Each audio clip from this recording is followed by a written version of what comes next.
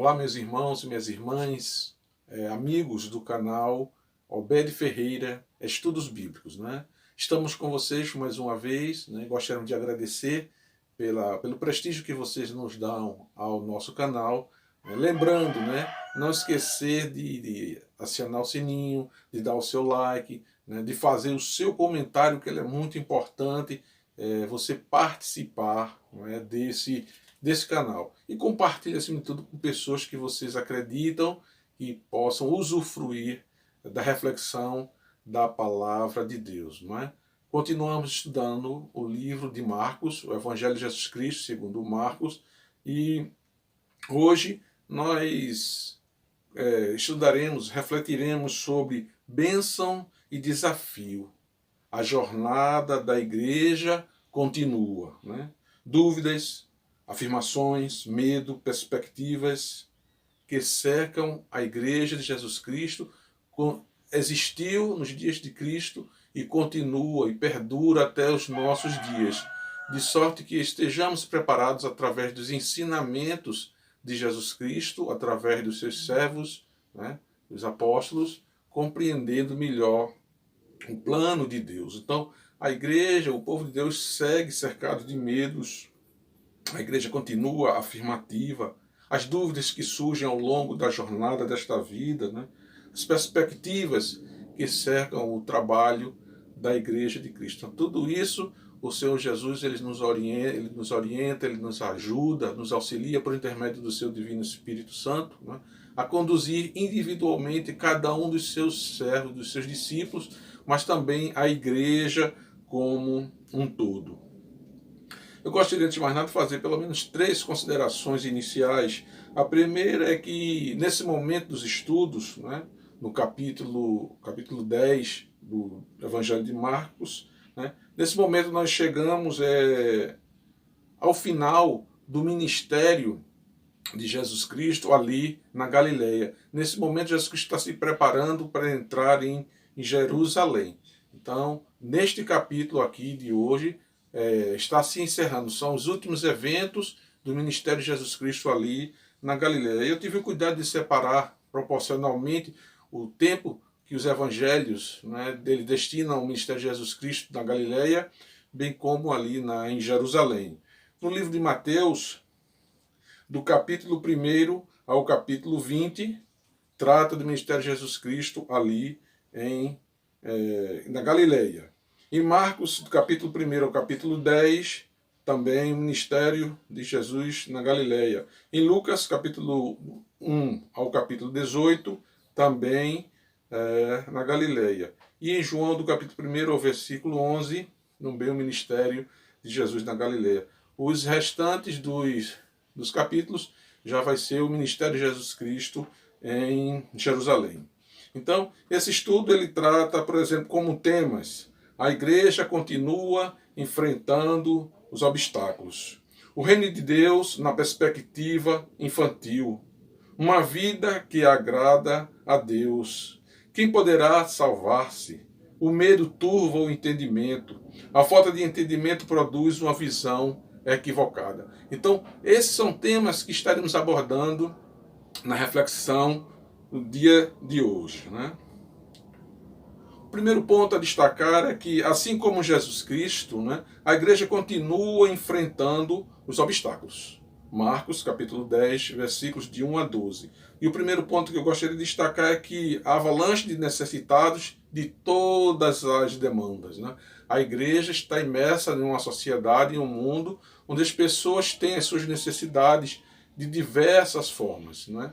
A igreja de Jesus Cristo, que hoje chegou, né, com as suas multiformas, as suas multidenominações, cada uma tentando puxar para si, né, uma parte do ministério que a igreja de Cristo deixou e designou para a sua igreja. Algumas igrejas se predominam pela assistência social, outras pela proclamação da palavra, outras pelo evangelho, outras pela evangelização, de modo que, mesmo havendo essa multiforma de proclamação do evangelho, mas a igreja de Jesus Cristo ela continua atuando segundo os padrões do próprio Jesus Cristo. Né? Por exemplo, o baixo interesse pela leitura.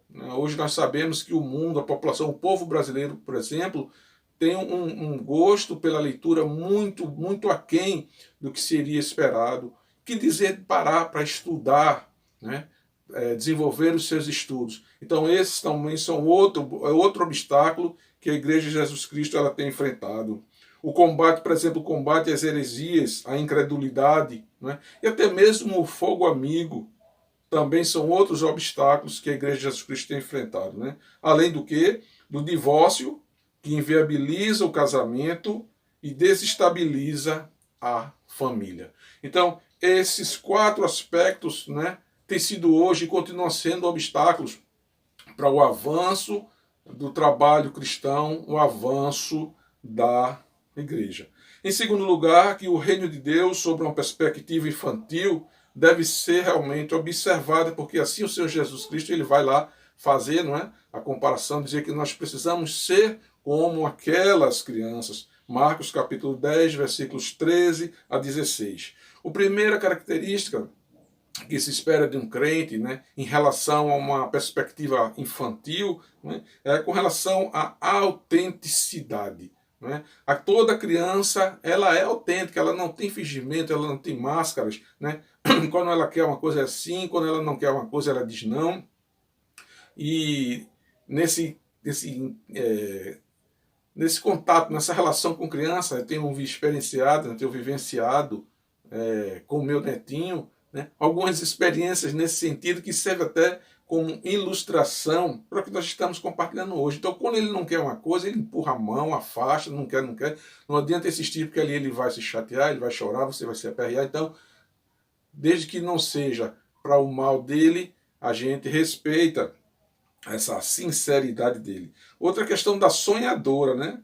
A criança, ela dorme, você faz uma promessa para ela, ela diz que amanhã a gente vai sair para passear e ela já começa a imaginar, né, nos seus sonhos, né, como é que vai ser lá aquele dia. E um dia desse eu era criança e sei que é assim realmente. Então, elas se alegram, né? E aí uma outra característica, né, que é a humildade das crianças. Elas se alegram com as migalhas que vêm do Pai, que vêm, no caso, de Deus. Né? Então, crianças elas se alegram com poucas coisas. Eu mesmo, quando criança, meu pai pegava caixinha de sapato, botava umas rodinhas com tampa de garrafa, ele improvisava aquelas rodinhas, botava um cordão, puxava e a gente saía ali alegre, felizes. Ou seja, a gente não tinha aquela predileção por brinquedos de marca, não é? Mas a humildade da criança permite a ela ser feliz, ainda que com tão pouco. Isso não quer dizer que como adulto a gente não vai almejar coisas maiores, mas aqui é um indício de que nós devemos nos contentar com o que nós conseguimos, com o que nós obtemos, com o que nós alcançamos, com o que nós temos, sendo sempre gratos a Deus por isso. Uma outra característica importante é a disposição para aprender.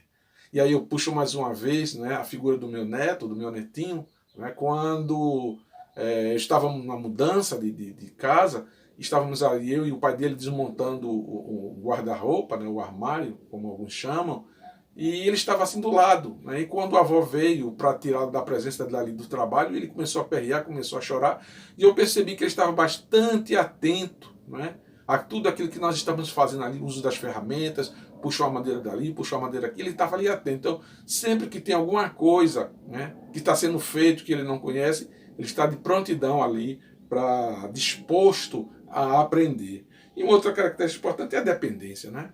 É a dependência dos pais, a dependência da comida, do banho, né, do medicamento. Então, devemos ter, assim como a criança, sempre medo quando estamos distante do nosso pai. Então, essas 5 características dão uma perspectiva infantil, não é, do reino de Deus, de como deve se comportar o discípulo de Jesus Cristo. É trazer no coração essas características que é da criança, mas que agrada ao nosso Deus. O terceiro ponto é que dentro dessa perspectiva, não é, de bênçãos e de desafios, a Igreja de Cristo, e na Igreja de Cristo, deve ser observada uma vida que agrada a Deus, ou seja, a busca pela vida eterna. Então, quando o homem para pensar e orientar e conduzir a sua vida em direção à vida eterna, como a gente vê aqui em Marcos, capítulo 10, versículos 17 a 25, quer dizer, a busca pela vida eterna deve partir do princípio de um estilo de vida pautado no genuíno Evangelho de Jesus Cristo. Muitas pessoas têm sofrido em suas vidas porque têm se guiado, têm se orientado pelo Evangelho de Jesus Cristo, não aquele genuíno, mas aqueles que foram adulterados, né? E aí trazendo ensinamentos equivocados, ensinamentos errôneos, tem conduzido pessoas por vidas de sofrimento. Viver uma vida cristocêntrica e não antropocêntrica, ou seja, uma vida em que Jesus Cristo é a imagem central, é a orientação central. Não o eu, não o homem em si, mas Jesus Cristo. Ou seja, a vida do crente deve ser pautada nas orientações de Jesus Cristo. Evidentemente que nós temos as nossas individualidades, né? Jesus teve fome, nós temos fome. Jesus chorou, nós choramos. Mas teve um momento que nós choramos, mas Jesus Cristo não chorou. Então, cada um de nós temos a nossa identidade própria. Mas essa identidade ela precisa estar submetida, orientada, conduzida, respaldada no verdadeiro Evangelho de Jesus Cristo. Viver um evangelho integral que trata o homem como um todo, e aqui isso nos diz respeito, uma vida de respeito ao próximo, olhar para o meu próximo, né, com a visão completa como Jesus Cristo olhou. É um homem que se emociona, é um homem que tem a sua intelectualidade, é um homem que tem o seu aspecto físico, mas também é um homem que tem a necessidade de estar na presença de Deus. Então, a igreja de Jesus Cristo, o crente, o cristão, ele precisa estar consciente de tanto individualmente como coletivamente ele desenvolver esses três aspectos. Mas, por último, em quarto ponto, mostrar que precisamos confrontar as convicções equivocadas. Alguns acreditam que a Bíblia é assim, que a Bíblia é assada, mas desde que essa convicção ela não esteja em conformidade com o Evangelho, ele precisa ser confrontado, evidentemente com respeito, com a ética. Veja que aquele jovem que ele se apresentou diante de Jesus Cristo, aquele jovem rico, ele disse: Senhor, eu dou dízimo, eu faço isso, eu faço aquilo. Ele tinha a convicção de que os seus procedimentos estavam corretos, e era verdade. Mas quando Jesus Cristo disse para ele: vai, vende tudo que tem distribuído para os pobres e me segue, ali ele desanimou.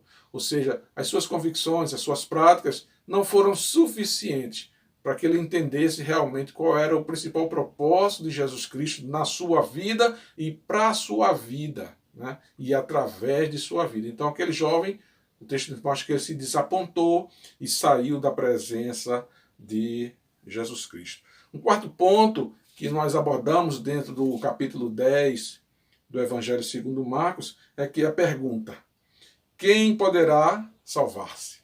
Foi aquela pergunta que os discípulos fizeram para Jesus Cristo: quem poderá salvar-se? Uma dúvida que pode levar a uma certeza. Marcos 10, de 26 a 31. Então há dúvidas que colocam o homem num caminho ruim, num caminho perigoso, mas há dúvidas, alguns questionamentos que levam o homem a procurar a resposta.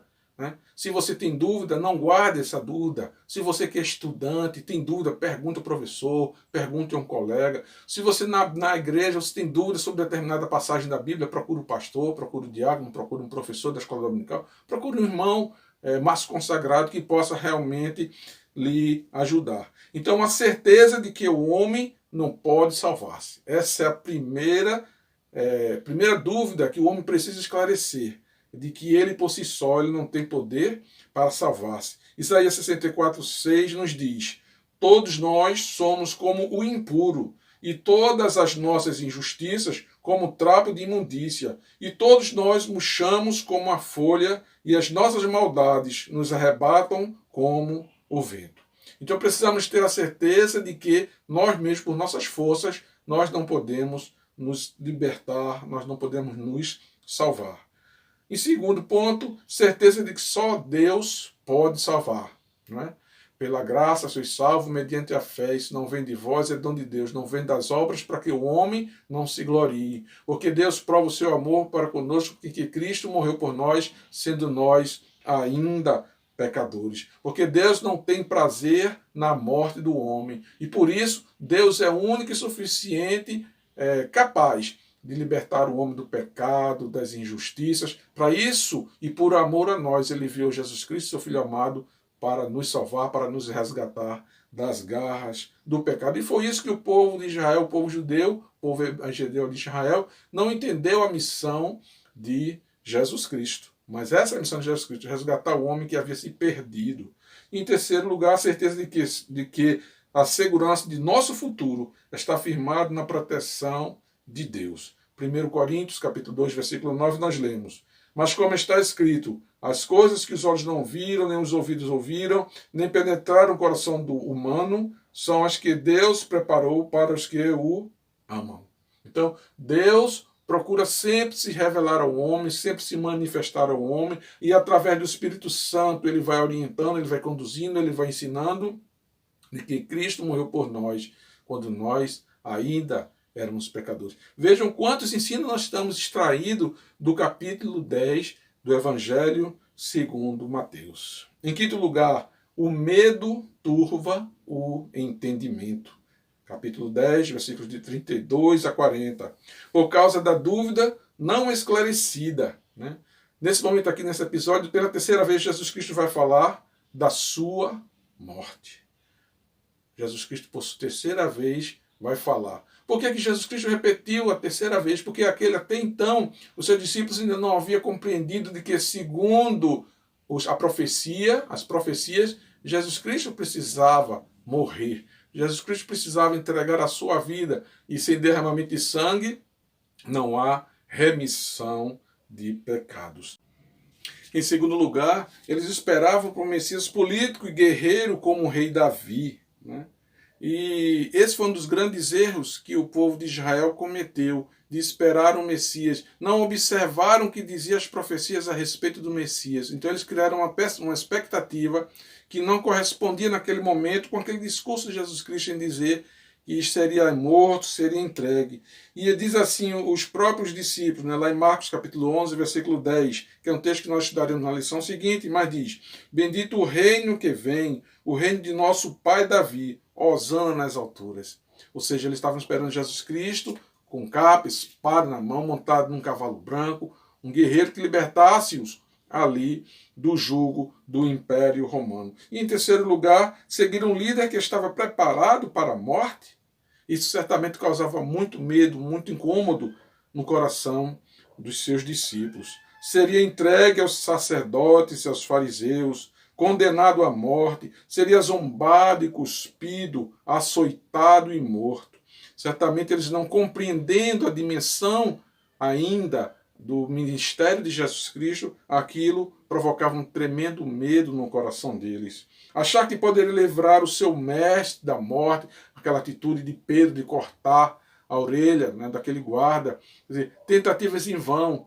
Jesus Cristo, ele precisava passar por aquilo dali.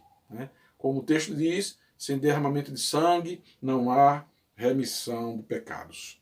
Um sexto e último ponto que nós extraímos de Marcos capítulo 10 é que a falta de entendimento produz uma visão equivocada. Daí a importância de estudarmos a palavra de Deus, de estudarmos a Bíblia, mas estudar com entendimento, usando, se necessário, as ferramentas apropriadas para extrairmos do texto aquilo que o texto está falando, não aquilo que nós queremos, desejamos ouvir. Marcos capítulo 10, versículos 35 ao 45. Associar as coisas do reino de Deus às coisas desse mundo é uma falha terrível.